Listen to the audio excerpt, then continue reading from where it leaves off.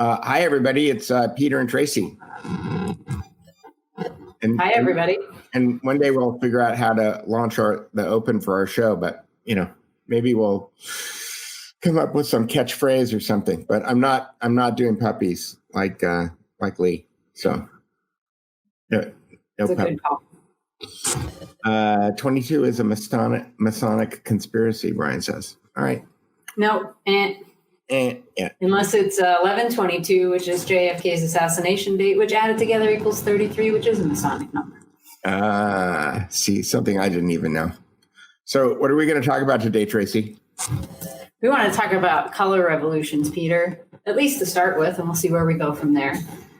All right. Well, why don't you start by telling me what is a color revolution, Tracy? All right. I'm going to use this piece by Revolver News. So they've done a series on this, and Dr. Darren Beatty was on Tucker last week and kind of made hay discussing what his thesis and Revolver News' thesis that what we're witnessing now in our own country is a color revolution.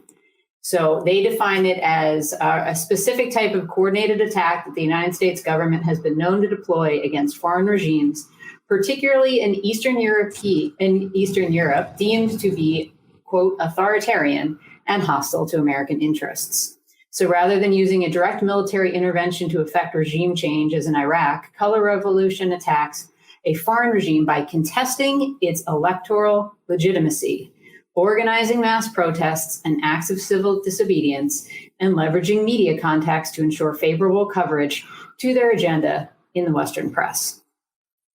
Right. So it seems to be all about total control of media combined with direct action, which is the Washington, D.C. Jargon for putting bodies on the streets with signs and doing crazy stuff like breaking windows and starting riots and things like that. Right. And to their credit, these guys that are fomenting this want to keep it relatively peaceful. So in digging into it, I found a professor. His name is Michael McFaul, McFaul. You can follow him on Twitter. He's a blue check. He's at Stanford, Hoover Institution. Hoover Institution. Interesting. Yeah.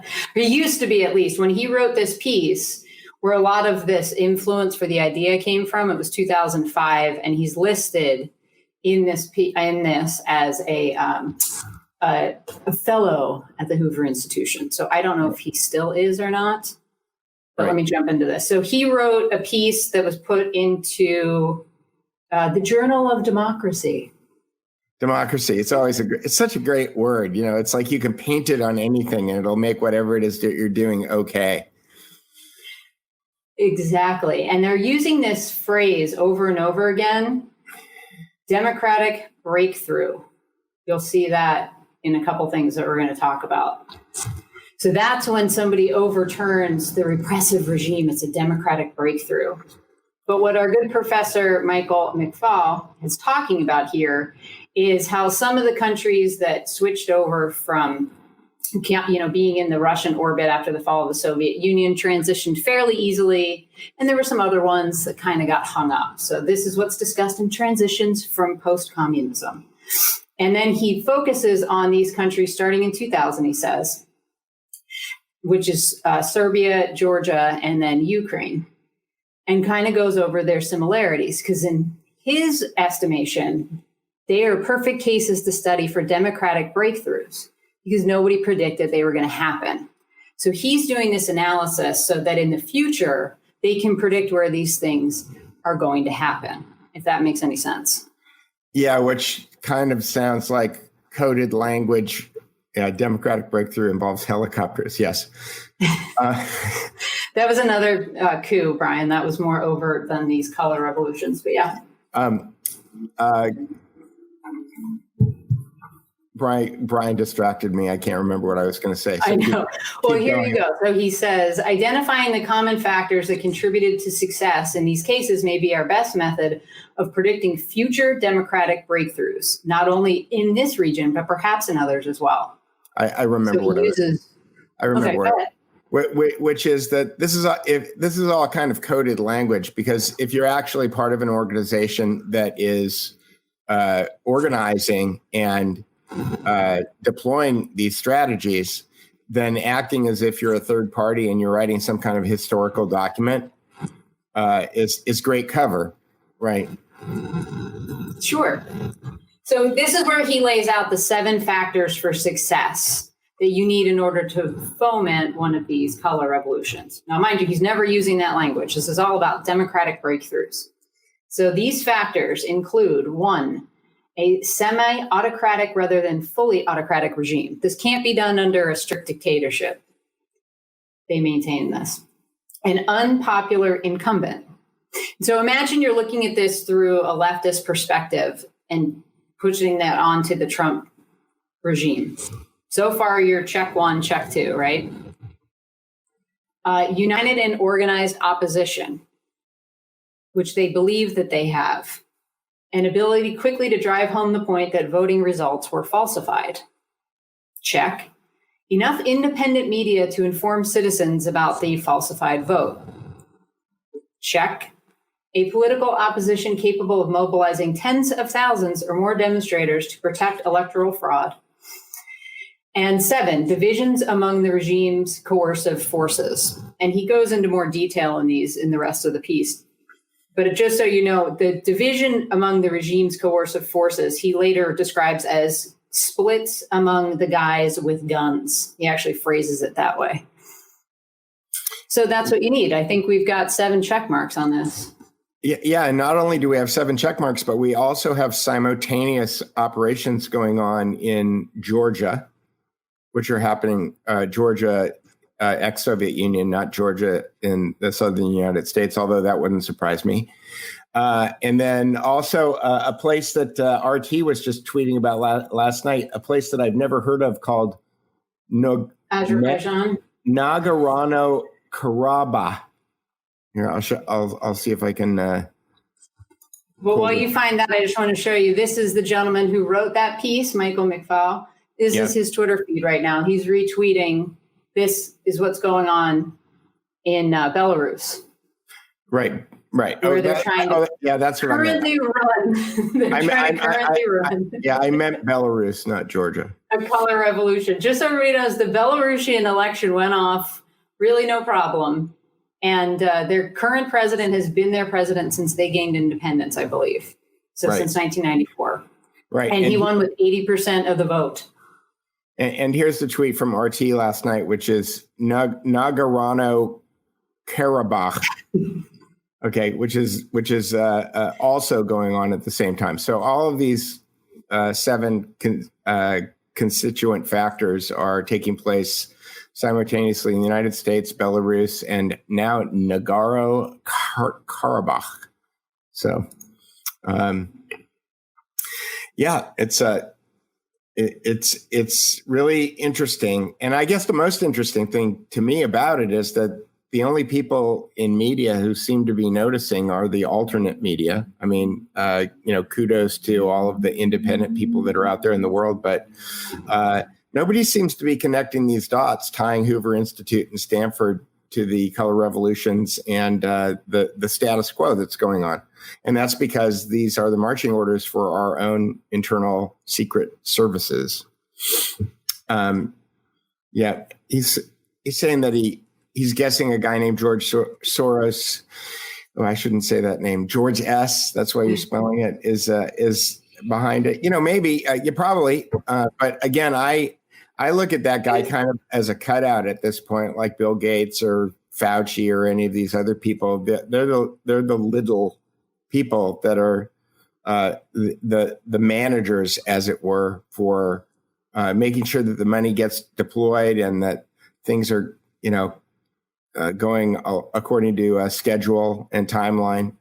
And at the same time, flipping currencies in order to generate more revenue, in order to move it around, in order to get guns one place and, people into another. So, he's part of it. But, my question about Georgie, Porgy Puddin' and Pie, which I won't use his last name now, is if we all know this, why doesn't anybody ever indict him if everybody knows about Hillary Clinton or somebody else who's done something wrong. Where are the indictments? Why doesn't any of this stuff ever get covered in the New York Times or the Washington Post? These are all rhetorical questions, by the way. And I was giving, I apologize to Laura Logan, who I was kind of trolling last night because she keeps asking these legitimate questions about why media is not functioning the way that it's supposed to. And I can't tell whether or not she's serious or not, or whether or not that's the problem with text-based communications. You can't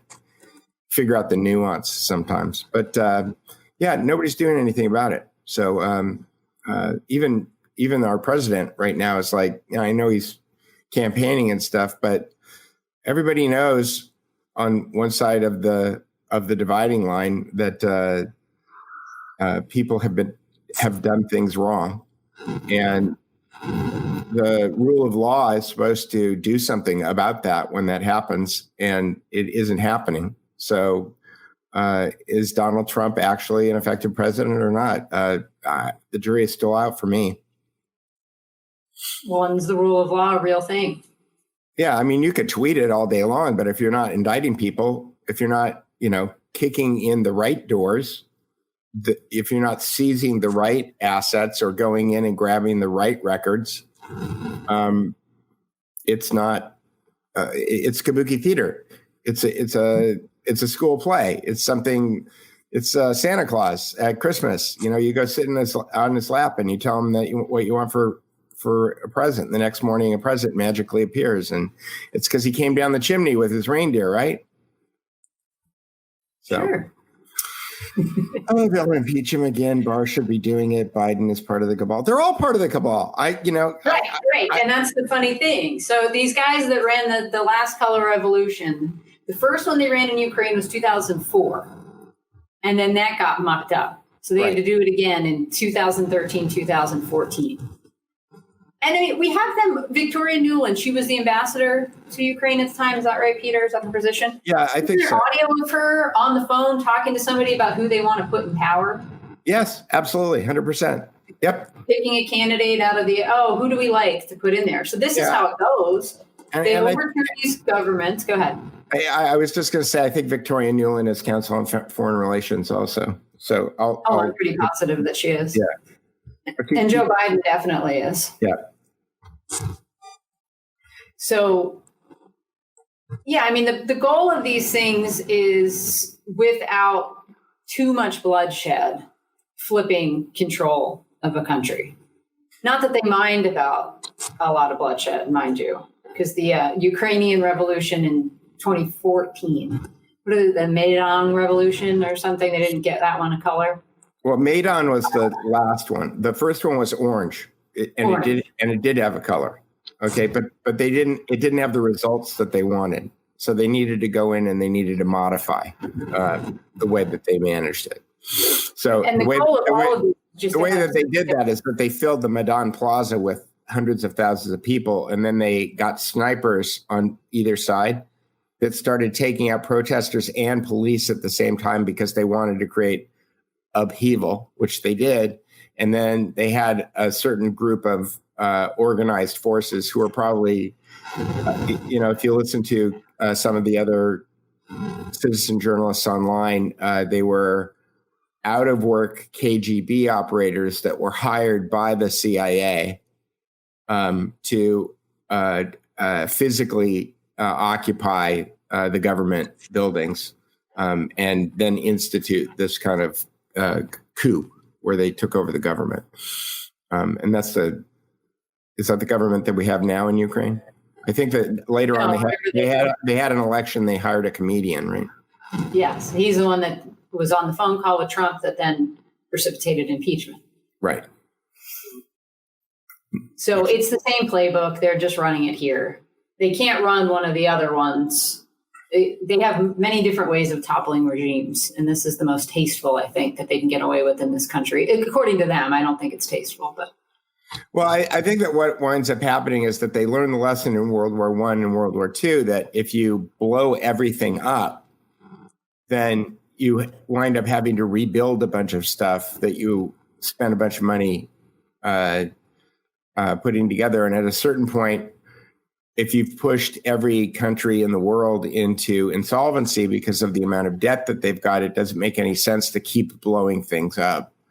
So you need to be able to take over countries without blowing them up to the greatest extent possible. Especially things like oil pipelines, gas pipelines, oil fields. Anything that has to do with kind of basic energy infrastructure. You don't want during World War II, we blew up the Ploesti oil refineries over and over and over again. The United States Air Force did, and it's like it's just ugly. It's environmentally ugly, and it's not a good business move. So you want to go grab that stuff, right? KGB getting hired by CIA would be a conspiracy, but the Dems hired one. The Dems hired a KGB? A KGB agent. I think he's talking about the Steele dossier and how that material might have come from. I don't think it is a conspiracy. I think that's probably what Paul Whelan was doing when he got arrested in Moscow, is that he was hiring out of work KGB operators for CIA operations. Because why go train a bunch of people to use automatic weapons and speak Russian if there's a bunch of out of work people who are already doing that, That's a fair point. So there's probably it's the Gladio for the 21st century. Right. Yeah. They don't reinvent, they refine their tactics. They don't change them. They just they streamline. Yeah, they go the operating system. Right. World War I was a big mess, and so they cleaned that up. World War II. I mean, think about it. In World War I, the Germans and the French marched on each other and then lined up and dug trenches and then shot at each other with artillery and machine guns for 4 years, and millions of people died.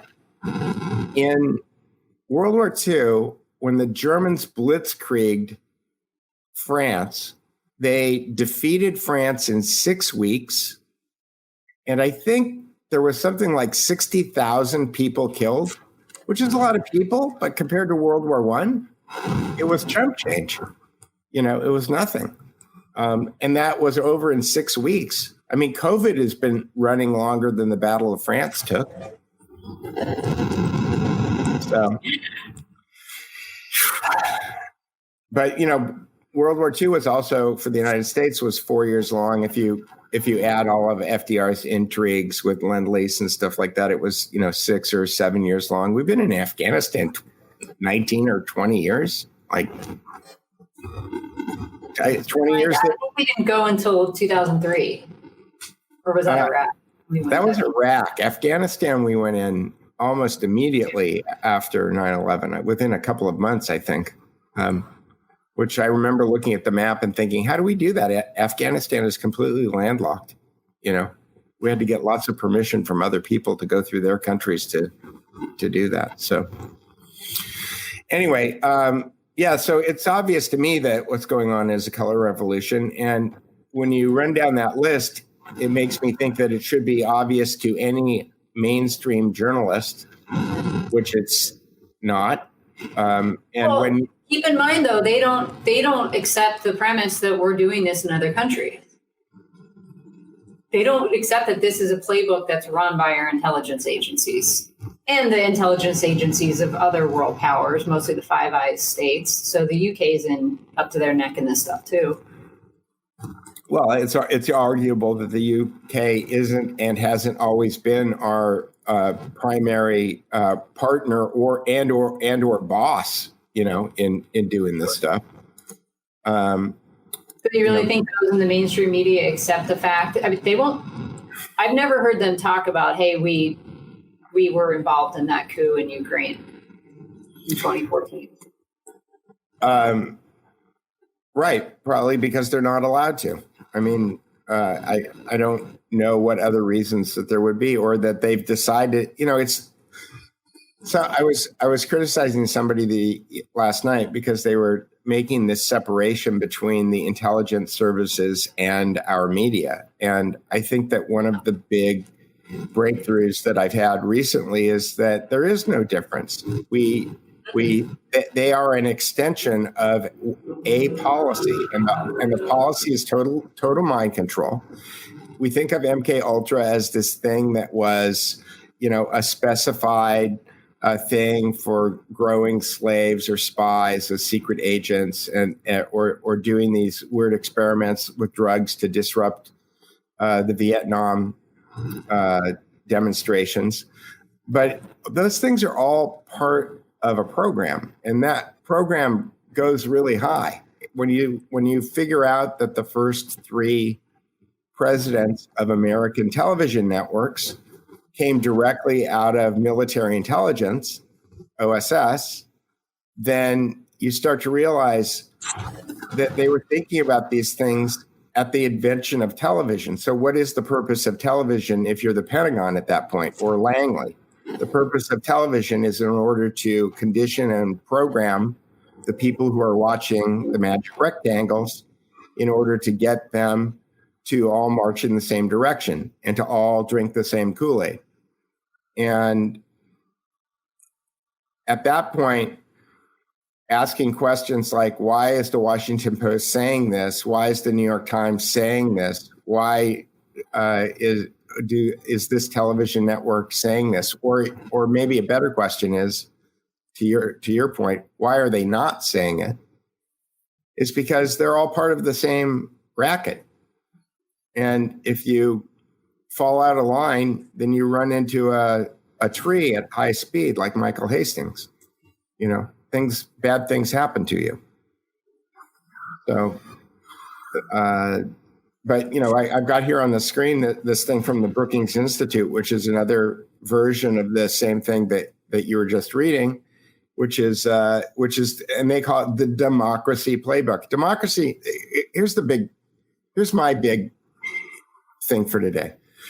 My point for today is that if you have total control over the media, if you have the ability to craft a narrative and then put it out on a bunch of different channels so that you can get social proof that this is the truth, then democracy doesn't work, because it just becomes a social proof mechanism for your own tyranny. Because if you convince everyone that Donald Trump is Hitler, or if you convince everyone that Barack Obama should have a Nobel Prize, because of what?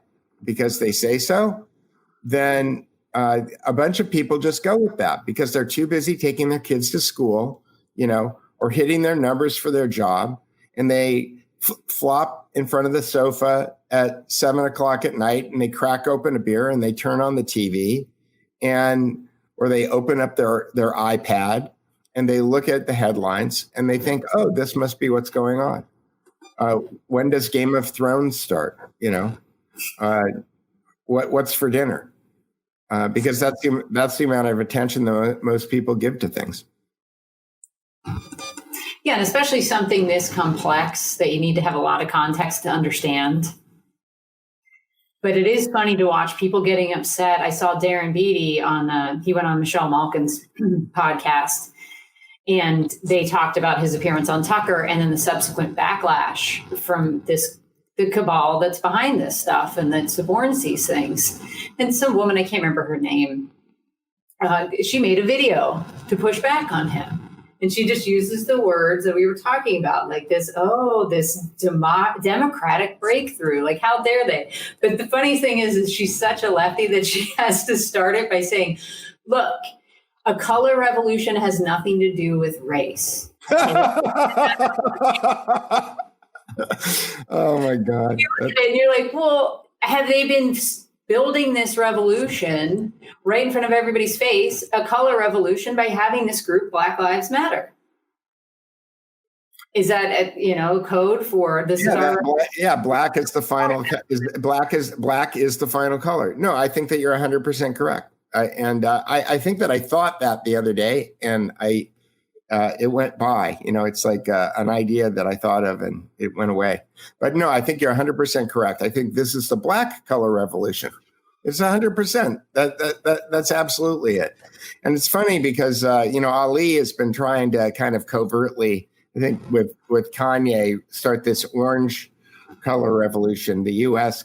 orange color revolution. And then I noticed that Ali pointed out to me the other day that Max Kaiser has his own orange color revolution that's related to Bitcoin, which is why being covert about it might be dangerous, right? Because people can co-opt your idea. And it probably wouldn't be a bad thing that Max Kaiser was doing it, but then he had decided that he wanted to associate it with his warmer, kinder, funnier version of Baphomet, which winds up becoming bad on a lot of different levels. But and for those of you who don't know, do you want to explain Baphomet? Because I didn't know about Baphomet until about a month ago. And I don't think I knew about Baphomet until like about 2 months ago. But Baphomet is the gateway to the occult, the spirit world, and it arguably is neutral. That is, you can use Baphomet to get to God, or you can use Baphomet to get to Jesus, or you can use Baphomet to get to Satan. But if you start to go down that road, the chances that you're going to get corrupted are pretty significantly dark. And so going down that road is probably not a good idea. And at least not without an understanding that what you're doing is inherently evil. So, right. It's an image everybody's probably seen. Yeah. It's a what do you call it? It's not. The Church of Satan has used it in their iconography. Yeah, it's hermaphroditic, weird. Yeah, hermaphroditic. That's the word that I was using. Yeah, it's like a man's torso with a woman's breasts and a caduceus, which is the double snake thing, as the man's genitalia coming up out of his little skirt thing, and then he's got the head of a goat. He's got a inverted 5-pointed star on his forehead and a torch coming out of his head, and he's got one arm going up and one arm going down, which is the same pose. Wings too, right? And he has, I think he's got wings. Yeah, he's got a. Shouldn't be calling him he. That's the weird thing. I shouldn't call him he. I should just call it Baphomet. Yeah. So it sounds like the chicks you that's right. Yes. I thought since I took your picture, I thought you were getting better chicks, Brian. Well, if any of them have Baphomet in their profile picture, you should immediately run the other way. Right. Exactly. And yes, it is pretty disturbing that you'll see this image all over the place. And Jack Posobiec and his wife were on Roosevelt. There's a Teddy Roosevelt Island in the Potomac that's like a tribute to Roosevelt, and Teddy Roosevelt has the same pose as Baphomet, the bronze statue of Teddy Roosevelt, which is, I saw that and I was going, oh man, really? Does this look familiar? And I'm like, oh man. Had to go there, Yeah, why not? Hey, we're talking about people this week being cultish or being part of Christian cults. So we might as well talk about everybody else that's in a cult, right? Which cults would you like to talk about, Tracy? Well, I'd just like to talk about the irony of members of Congress and other leaders coming out against, what are we calling her, ACB, Amy Coney Barrett, for being in some, what they refer to as some bizarre religious sect, some Catholic sect. Oh, that's right. Now, all of these people that are talking about her being in a cult, they weren't saying anything about the Masonic temple in was it in Georgia? That was whose funeral was that? John Lewis. I'm going to pull up some photos. Oh yeah, John Lewis. That's right. Yeah, John Peter right away. I'm like, what the hell is this? Right. No. So these people didn't make any critical commentary about John Lewis being celebrated by the Masons when he was buried. And, if you want to talk about cults, I mean, it's kind of a cult. You can call it. But pictures are hard to find now. Yeah, which is why I've started kind of doing the Mark Kulak. Oh, if I see something, I'm going to download it before I tweet it. And then I'm going to make sure that I've got PDFs and I've got video and I've got all of this other stuff. I bought a video downloader app the other day that I decided is a good friend of mine. Nice. Here we go. I found a few. You have to specifically add Mason to the mix. Okay. So there's all his Masonic friends. Right. Here he is dressed up. And look at him. He's a 33rd degree, Sovereign Grand Inspector General. Yeah, and 33rd degree, you have to be invited. Like anybody can go join the Masons, and you can get up to the. Well, I can't. You can join the Order of the Eastern Star, which is. You have to have lineage. Do you? I believe I looked at it up. But the reason I said I can't join, for everybody who doesn't know, is they still don't allow women. But you can be in their sister organization. My daughter's chamber orchestra played at a Masonic hall when she was in junior high school. And I went there. I was one of the drivers that drove the kids over there. And all of the Masons were there having lunch with their wives, and they were all octogenarians. And they asked me if I was interested in becoming a Mason because I was so young. Well, I mean, anybody can get into the lower ranks, I think is what your point was. You don't get the real scoop until you get much higher up. Right. And I think that that's kind of what the symbology of the pyramid on the dollar bill is that there's an exoteric value system, which is like, this is what we tell everybody that we believe until you get to a certain level.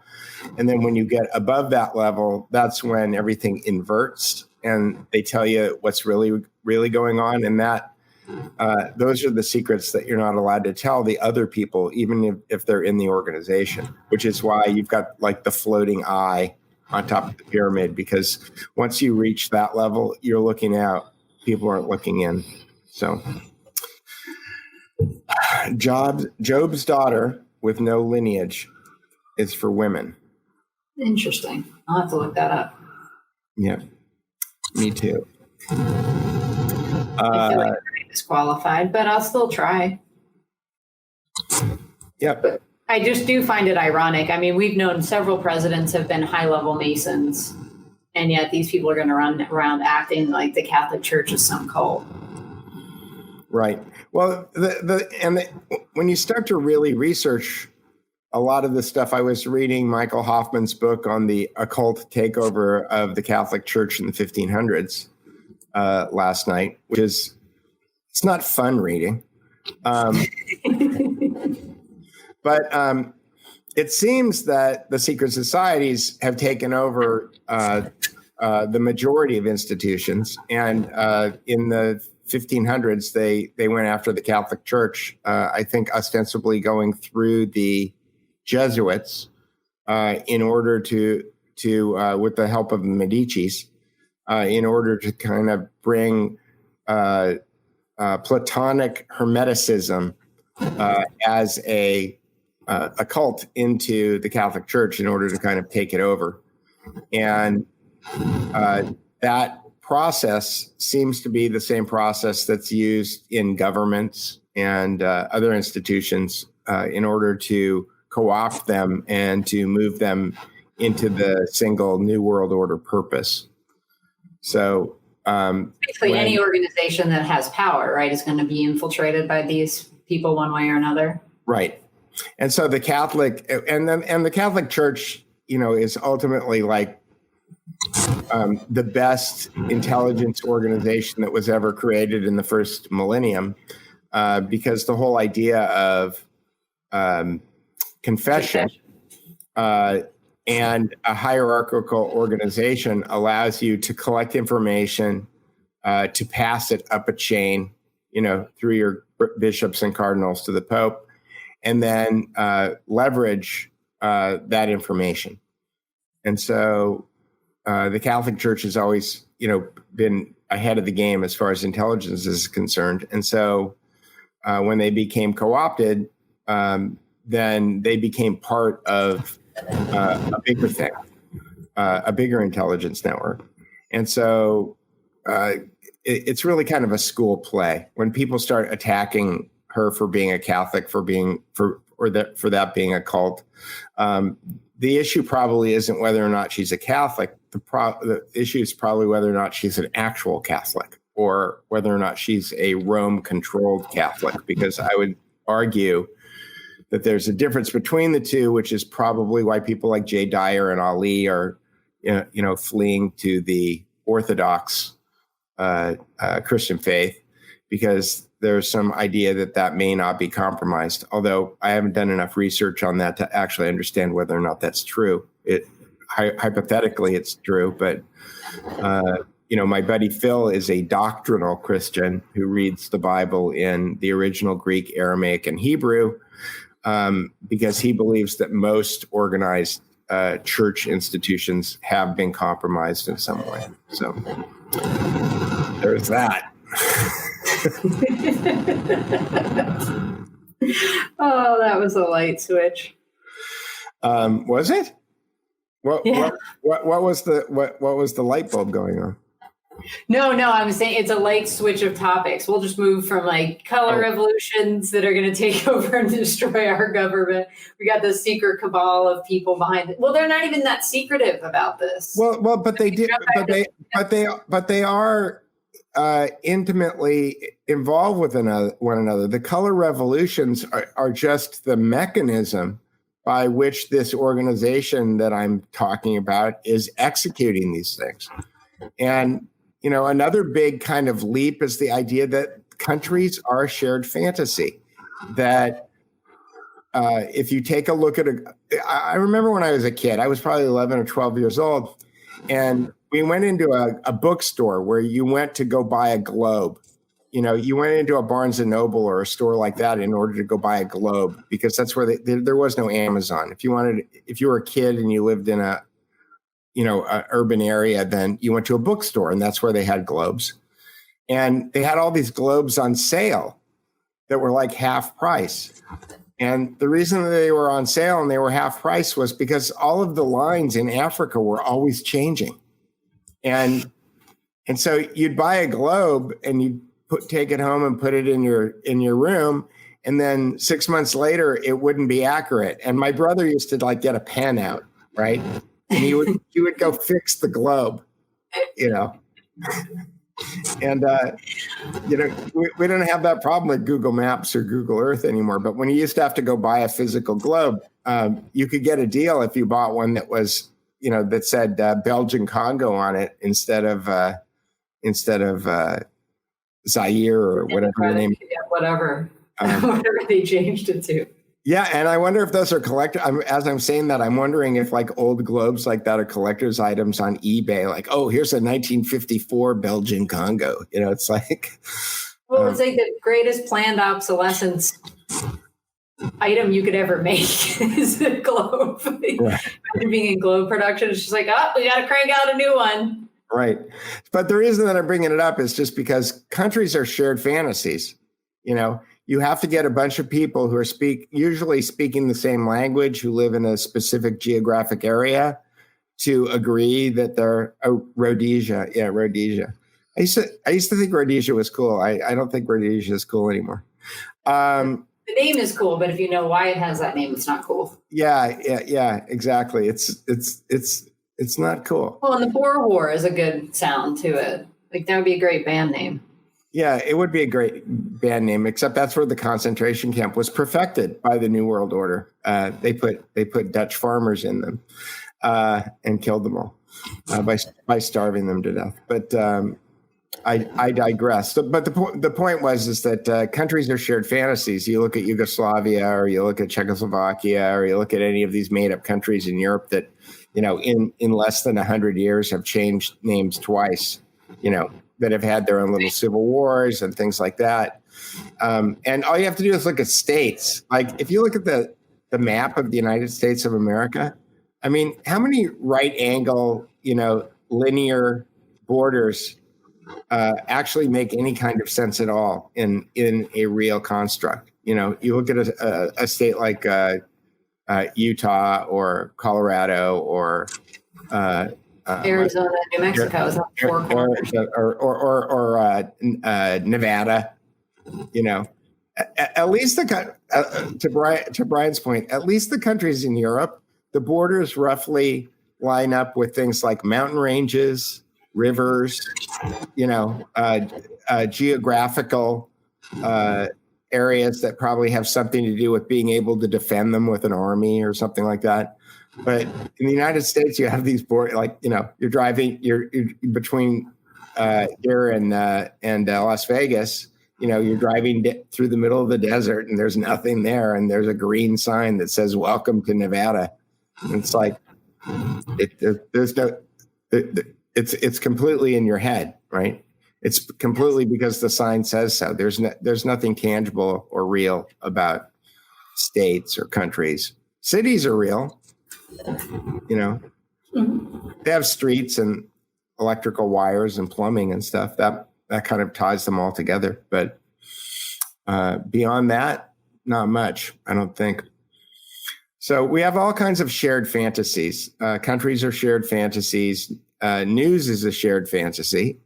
And if it's completely controlled by storytellers, which is, the way that we should probably start thinking of journalists, the way that I think of everything at this point is that it's a story. And the choice that you have is whether or not what the probability is of that story being correct or incorrect. And our friend the other day, I had dinner with a friend of ours the other night, and he told me that when he's completely convinced of something at this point, he's decided that he's 85% in. That is, he's still going to reserve. Now, I used to say 95, but he's reserving 15% for doubt. So I think that's probably pretty healthy because in a way, it kind of lowers your blood pressure. Because when you think things are true or false, then that's when you start to really attach feelings to it. But the more that you start to think of things as probability and less as true and false, then I think the more rational you can be about it, and it's probably healthier. I accept that. My position is kind of like, sure, why not? That could be a thing. Right. I don't try not to believe in stuff because I think beliefs is how you get stuck, and it's how you end up building cognitive dissonance walls. So sure. Why not? That could absolutely be a thing. And I think that's my favorite expression of yours, Tracy. What? Sure, why not? It's the most endearing. No, you go, sure. But you do it in a very sincere way. And it makes it a lot easier to float, any kind of idea with a person who's open in that way. And it's not that you're saying, sure, I believe you. You're saying, sure, that's plausible, or sure, I could imagine that happening. But if more people actually approach the world that way, I think we'd all live longer. We get into less fights, and we certainly wouldn't let things like CNN and NBC control the way that we make our decisions about things. Oh, there's Marcus Aurelius. Those who tell the story rule society. Yeah, that's true. It's true. But I think of everything as a story. I think the Constitution is a story. I think U.S. history is a story. I think psychology is a story. I think mythology is a story. They're all stories, right? And is it that they're all stories, or is that just the way that we process information in the most efficient way? That's kind of how our brain is wired, to turn everything into almost a chronological beginning, middle, and end. And that's why we'll drive ourselves crazy with cliffhangers and stuff. I think I talked about that book, Irresistible. Yeah, tell me about that again. Social media.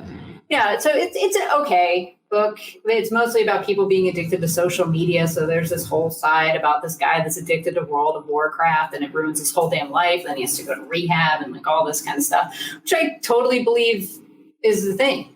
Yep, sure, of course. Why not? I get wanting to escape and just live in a virtual world and But one of the things that I thought was interesting that he touched on as far as playing with people's brains, because he points out that all the people that have founded social media companies or tech companies, from Bill Gates to Steve Jobs, don't let their kids anywhere near iPads or tablets or screens, if at all possible.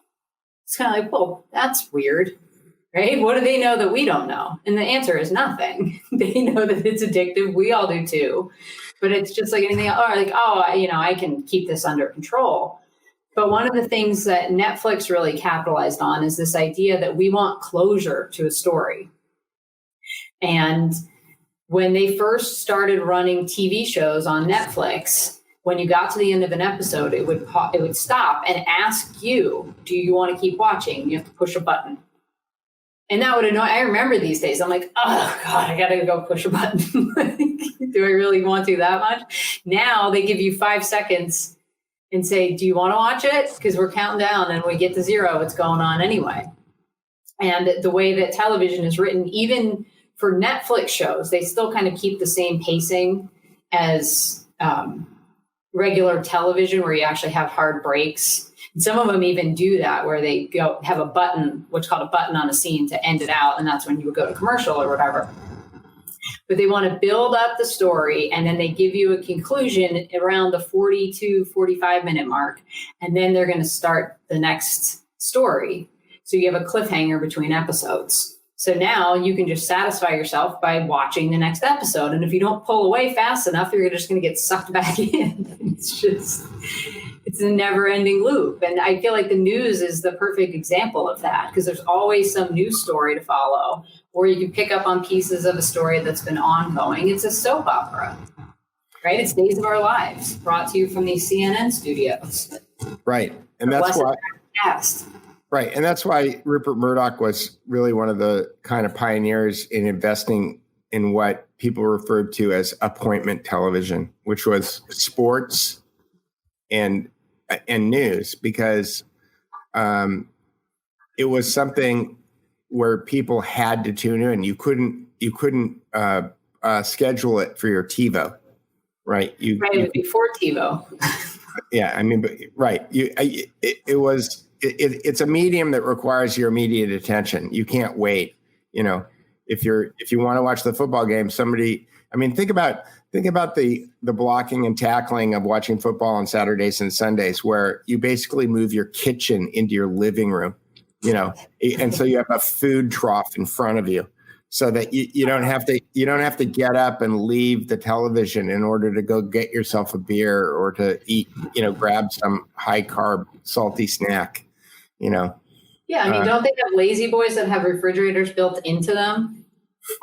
So it's in your chair. So you have to lean over and get it. Yeah. Weren't they featured in that movie WALL-E? Oh, probably. That is the future they want for us. That is the future they want for us. That's the sad part, And the only humanity left is a small robot left on the planet that doesn't work very well. Right. That's there to clean up the shit. But I've been thinking, I get your point about stories. The way that I deal with the news anymore, because I think a lot of people might appreciate Adams and the persuasion filter, but I don't know if they understand how to apply the persuasion filter. So saying this is all a story is one way that I think is much more accessible to everybody. But then I also look at it and say, this is an advertisement.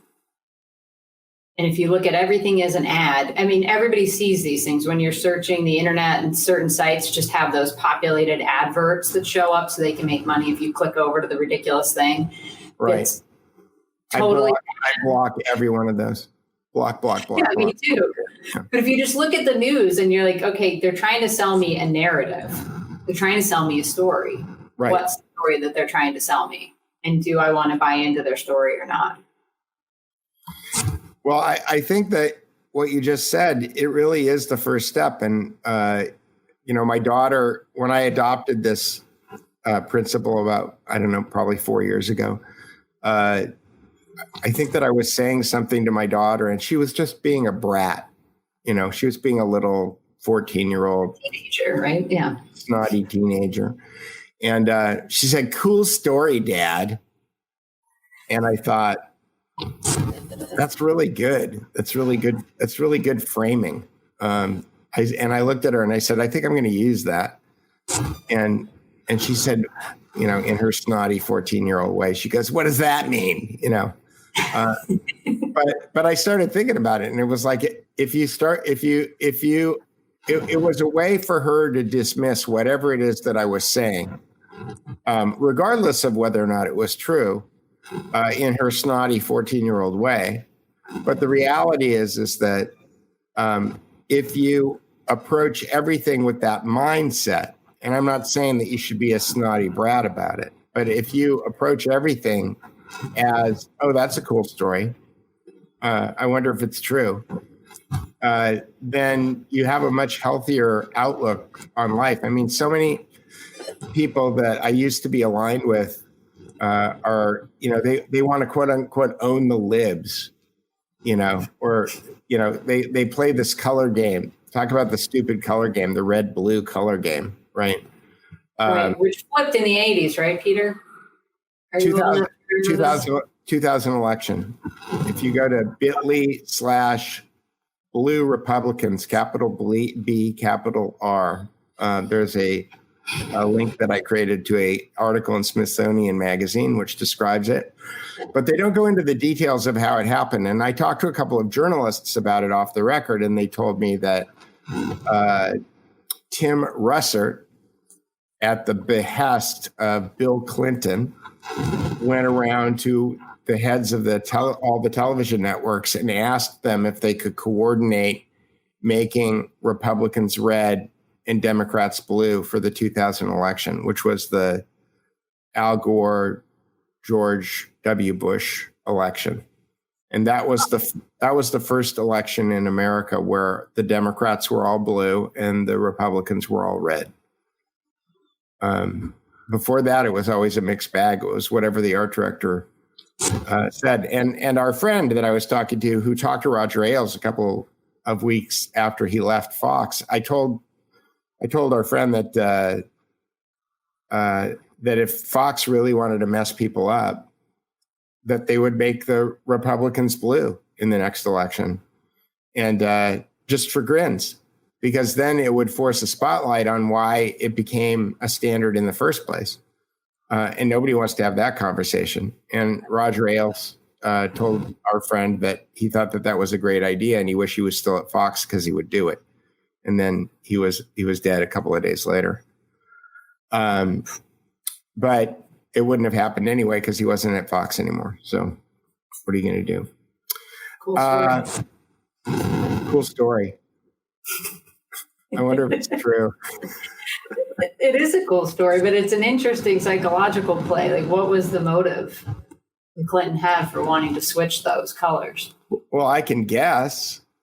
What's your guess? My guess is that the leftists are closer to communism, and that they didn't want to be associated with that color. And by associating them, or by wrapping themselves in the color blue, the two most dominant red-colored political parties in the history of politics are the Soviet Union, Communist Chinese red flags, and the Third Reich red flag. So, another common fallacy is that that the Nazis and the Soviets were not both socialist countries.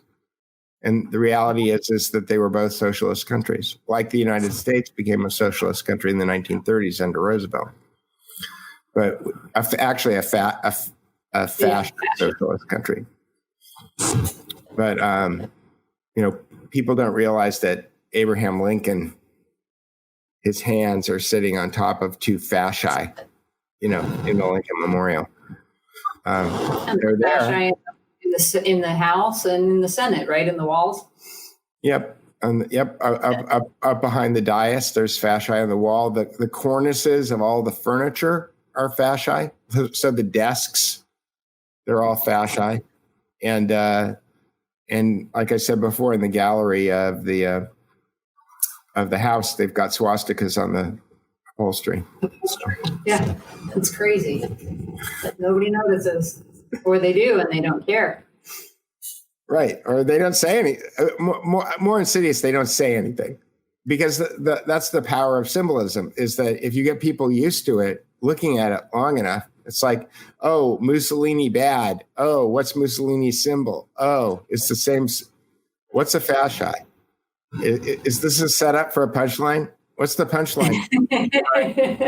Right. If you ask a question like that, I just always assume it's a setup for a joke. So now he's quickly trying to pencil something out that's not pornographic. A fasci is a bundle of sticks. It's a group of sticks, and the idea of the symbol, it was originally Roman soldiers would march around with a bunch of sticks and an axe in a bundle on their back.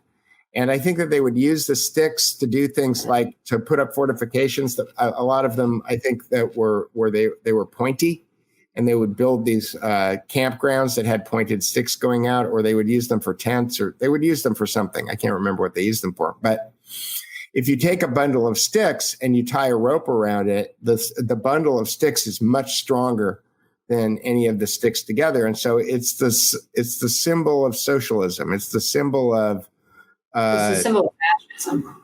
Of which? Fascism. Yeah, fascism. But fascism is a kind of socialism. It's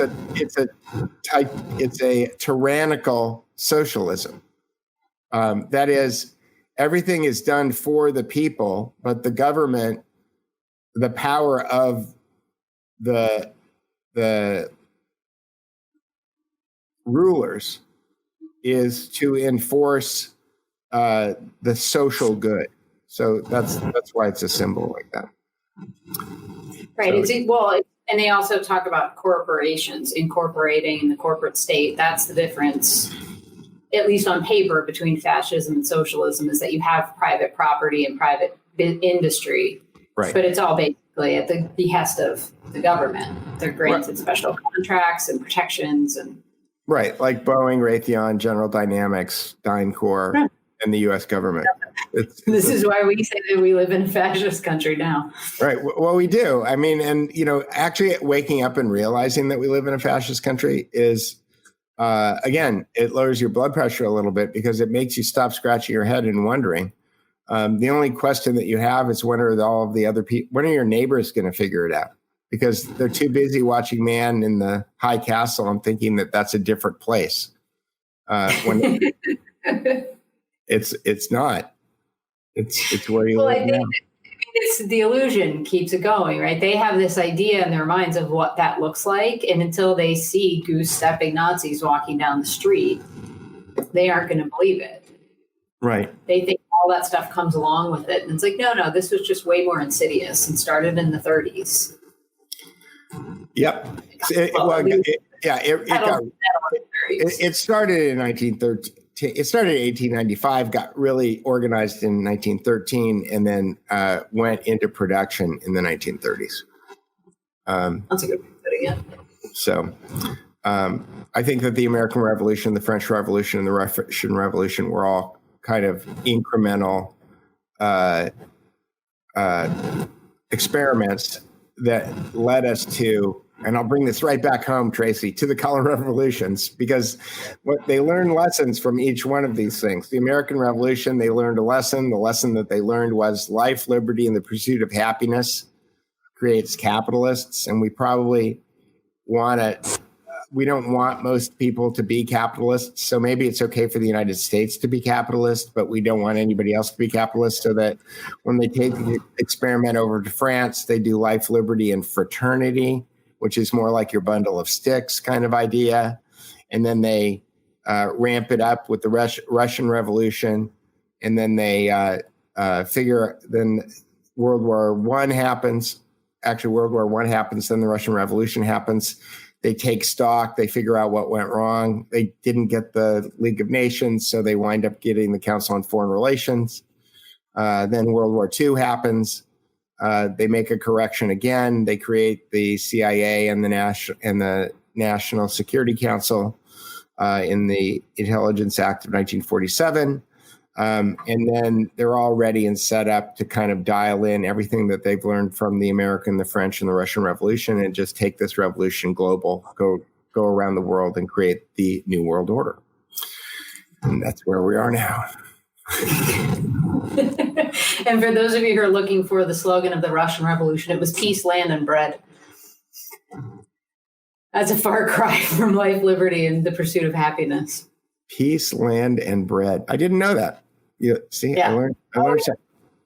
And they didn't get peace. They took everybody's land and they starved the Ukraine to death. So, right, the kulaks. That was the least of its promises. Yeah, the Holodomor. Right. Well, that was all about it. I mean, I look at Stalin, Hitler, and Roosevelt, and I just think that they were the three different experiments that were financed to see which one would work the best, and the one that worked the best was the one that they were going to go with.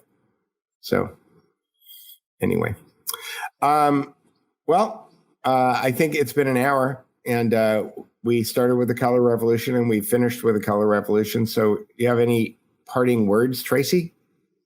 No, we just have to. Or should we ask people if they have any questions? Is that what we can take questions, and while we're waiting for questions to come in, we should remind everybody that they can go to therealityos.com, and that will take them directly to our YouTube page, so you can catch up on anything that you missed in previous broadcasts that we've done. And do you have any book recommendations this week, Peter? Because we normally have a long list of books that I stick up in the about section on YouTube. Here, look, I did that.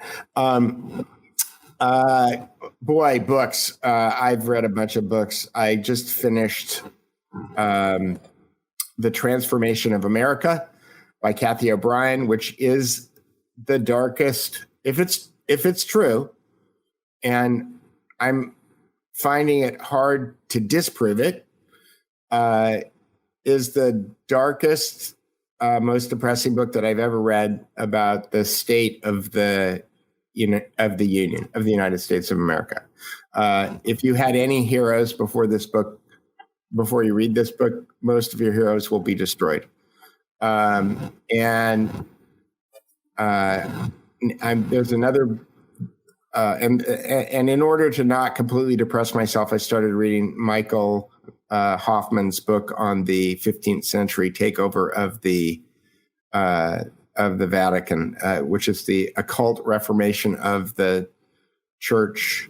I think that's the name of the book, by Michael A. Hoffman. But then there's another Fritz Springmeier book that I sent you a link to that I found that's out of print. That's on Project Monarch, which is the program that Kathy O'Brien says that she was a guinea pig in. And those are the things that I've been looking at the last week. And how about you? What are you reading?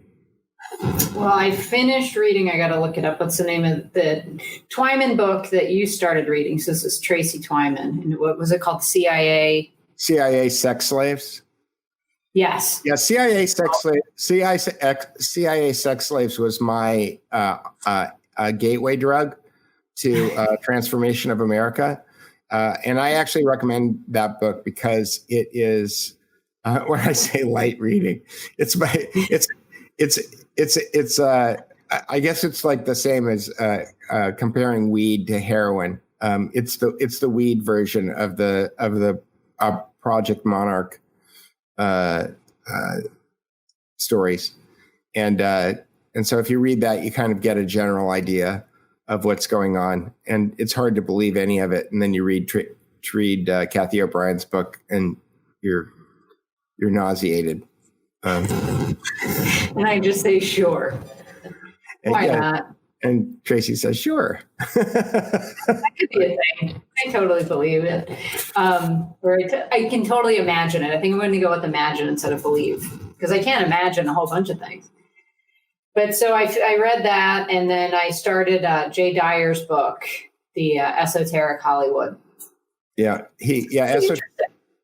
Volume 1 and Volume 2. He even Jace admits that Volume 2 is a better written book. The material is still compelling in both books, but he learned something. So he learns something. Yeah, he just goes through and kind of breaks down the symbolism for you in all these movies and explains, more of the background stuff of what was going on with Hollywood. And these are all things that we're going to do deeper dive episodes on at some point in time. Project Monarch for sure, because that's just bizarre. Yeah, if Project Monarch is really a thing, then we've really been fooled about almost everything that we've ever learned. At least as far as the way our government works. And sure, why not? I mean, if you think about it for just a second, say that we were born in South Korea. What do you think our perspective on the world would be? Or North Korea. Or that's what I meant. Sorry, North Korea. Well, just think about the perspective of two people from the same family one growing up in North Korea and the other one growing up in South Korea. They would look at each other like they were from another planet, right? Absolutely, yeah.